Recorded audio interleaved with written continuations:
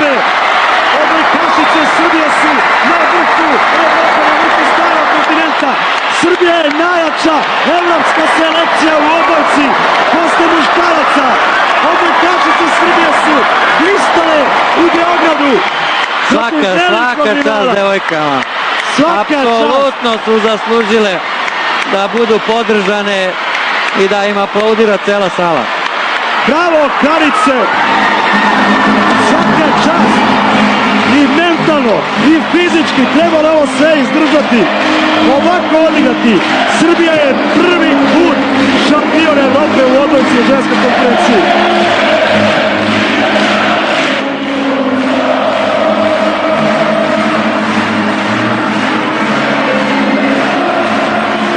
Lazarević, Jovana Brakočević, evo i gradonačelnika Beograda, Sanja Malagurski, Nataša Krsmanović, Tijana Malešević, Brižitka Molnar, Ana Antonijević, Ljubana Veselić, Maja Ognjenović sa suzama u očima, Jelena Nikolić, Nađa Ninković, Milena Rašić, Suzana Čević, Silija Popović, sjajni stručni štab, prvi trener Zoran Terzić, Branko Kovačević, njegov zamenik, dr. Ljuban Martinović, fizioterapeut Siniša Mladenović, kondicioni trener Vladimir Banković, skaut Nebojša Protić, svaka čast.